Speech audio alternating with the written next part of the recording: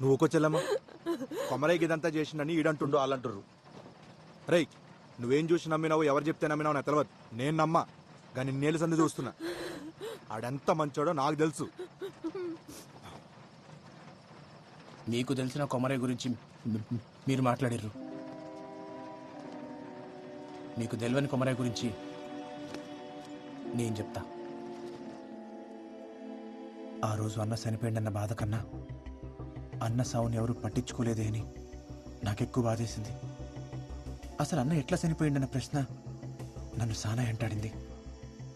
ఆధారాల కోసం ఆ శ్మశానం చుట్టూ ఎతికిన మల్లన్న గాని పాకల ఒక ఫోన్ దొరికింది. అది ఆన్ కాకపోతే రిపేర్కి ఇచ్చిన. కోర్టులో రెండోసారి హియరింగ్ అవుతున్నప్పుడు గా రిపేర్ షాప్కి వెళ్ళి కాల్ వచ్చింది.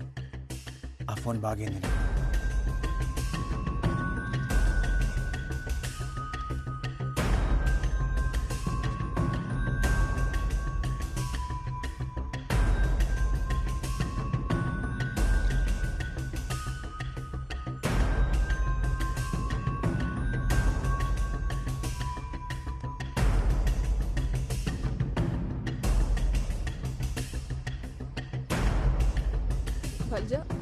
ఏముంది అందులో? వచ్చలమ్మ నువ్వు చూడలేవు. జంగా నువ్వైనా చెప్పు, ఏముంది అందులో?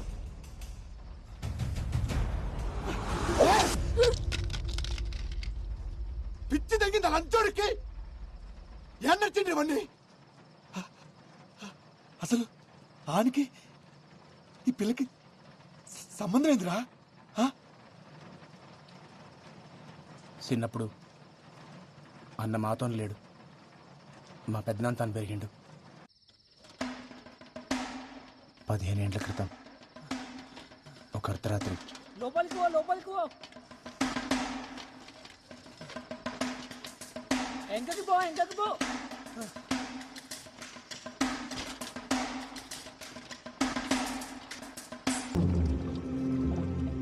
దూరం అది ఇంక నీ తెరువు రాదు. 21 శనివారాలు అమ్మాయిని అంజన్న గుడి చుట్టూ తిప్పు.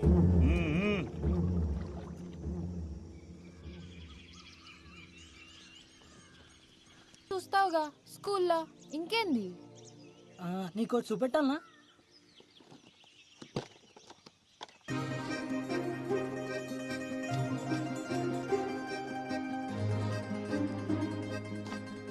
ఏంది అన్ని? ఇవన్నీ నావే కదా? గిసొంటివి కూడా దాచిపెట్టుకుంటారా పిచ్చోడా?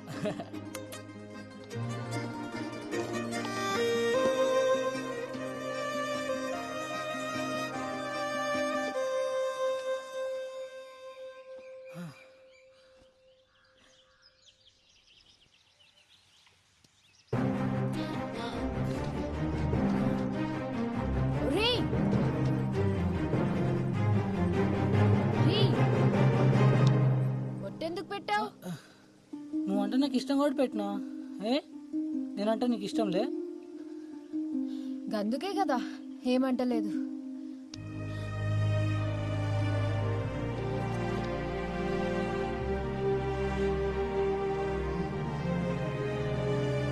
కవిత,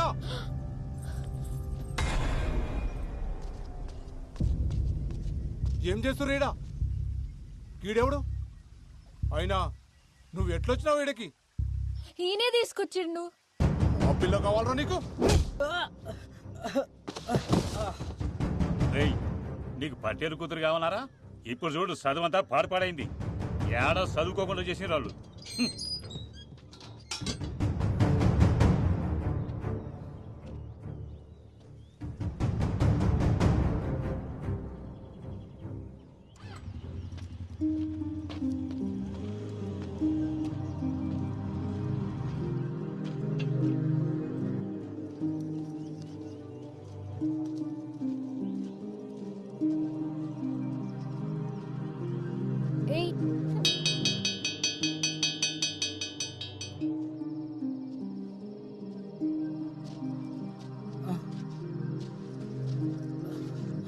పెద్దనాన్న గది. నువ్వేం చెప్పద్దు, నాకు మొత్తం తెలుసు. బతక నీకు చదువు ఒక మార్గమేరా. అదే బతుకు కాదు. నీ బతుకు తెరువు నేను నేర్పిస్తా. దా. నువ్వు ఏం నేర్పిస్తా నేర్చుకుంటా, కానీ నా కష్టం మీద నేను బతుకుతా. అట్లనే గాని గట్ల అన్న బడి మానేసిండు, చేతబడి నేర్చిండు. ఒకరోజు మనోళ్ళనే ఆటో ఆ, హై స్కూల్ కాడికి వస్తావా? ఆ 100 రూపాయలు అవుతుంది. సరే. కూర్చోరి. కవిత దా ఎక్కు. కొమరి గిరాక్ వచ్చిందా? వస్తా. ఎంతమంది? 2. ఏడికి? High school road. దా కూర్చో.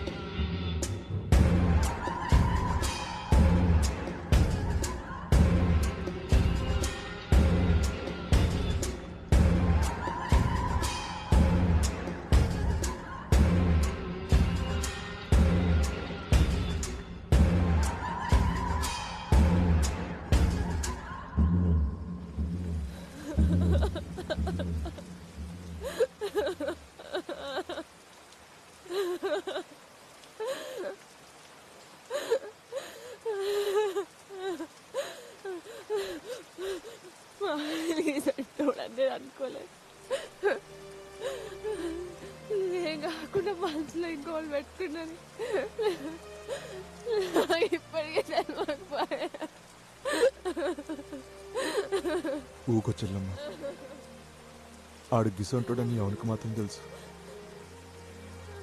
అయినా ఆడొక పానం తీసేంత కషాయ అవుతాడని నేను కూడా అనుకోలే. అన్న తీసింది ఒక్క పానం కాదు, ఈ ఊళ్ళో సానా సావులతో అన్నకి సంబంధం ఉంది.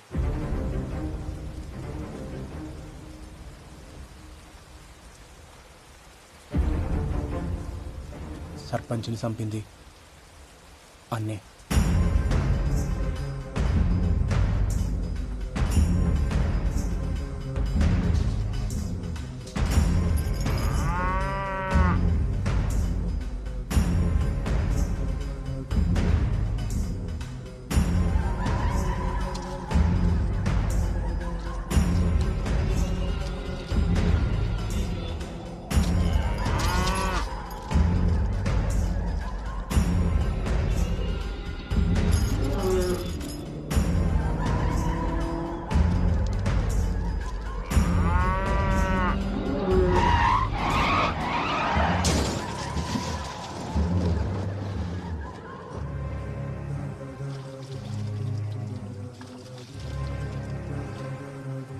ఆ నీళ్ల పోరాన్ని చంపింది కూడా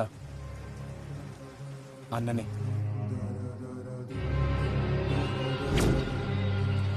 ఇదంతా నాకు కేసేసే ముందు తెలియదు. తర్వాత గా మల్లన్న కానీ ఫోన్ దొరికింది. అప్పుడు తెలిసింది అసలు నిజం. ఇప్పుడు ఈ కథంతా నేను పోయి కోర్టులో చెప్పిననుకో, ఇప్పటిదాకా ఈ దేశంలో జరిగిన అనుమానపు సవాలన్నీ నిజాలవుతాయి. అందుకే చెప్పలే.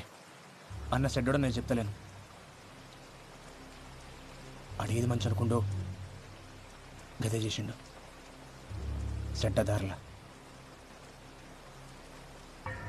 కానీ గా కవిత విషయంలోనే వాడు సానాపతి తప్పు చేసిండు. ఏమొస్తుంది ఈయనకి ఇదంతా చేస్తే? మట్టిలో కలుపుదాం అనుకున్నాడు, మట్టిలో కలిసిపోయిండు. అంతా నా కర్మ కర్మ. నువ్వు ఇట్లా డీలో పెడితే పిల్లగాడిని ఎవరు సంజాయిస్తాడు? ఆయనకి ఏం చెప్తావు? ధైర్యం తెచ్చుకో. పానం పోస్టోడైతే ఏడుస్తుండే, పానం తీసుకోవడం కోసం ఏడుస్తున్నందుకు. అట్లాంటి సాగు వస్తే బాధపడేందుకు. తప్పు చేసిండు, శిక్ష పడ్డది. తప్పు చేసిండు కానీ శిక్ష ఇంకా పడలే.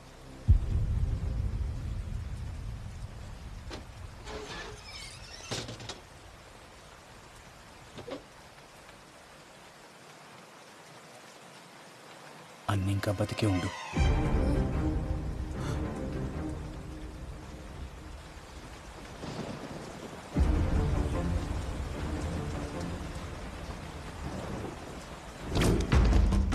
ఆ రోజు జరిగిన పెనుగులాటల కవిత స్థితిలో పడింది అన్న కాదు, మల్లన్న.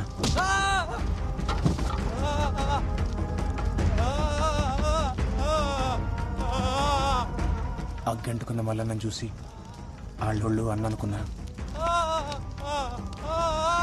అన్న ఏడ తప్పించుకుంటాడో ఉన్న కంగారులా వాళ్ళు మల్లన్నని కొట్టి కొట్టి స్థితిలోకి తోసేసారు. ఆధారాల కోసం ఎతికినప్పుడు స్థితిలో దొరికిన పళ్ళు అన్న డిఎన్ఏతో మ్యాచ్ అవుతాయా అని చూసినా కానీ కాలే. ఆ తర్వాత మల్లన్న బిడ్డ డిఎన్ఏతో మ్యాచ్ చేసి చూసిన. అప్పుడు అర్థమైంది, మల్లన్న చనిపోయిండు, అన్న పారిపోయిండు.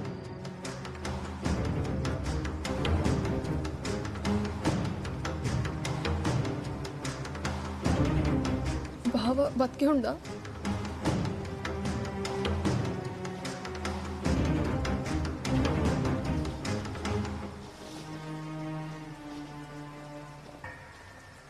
ఎక్కువగా ఆశలు పెట్టుకోకొదినా. ఏడు ఆడు సచ్చిండని అనుకో. ఎందుకంటే ఆడికి ఎన్ని శక్తులున్నా ఈసారి ఖచ్చితంగా సస్తాడు. చూడు, ఎవడు తప్పు చేసినా సరే శిక్ష పడేలా చేస్తా. లాక్ అందరు ఈక్వల్ అన్నట్టు. ఆఖరికి అన్నైనా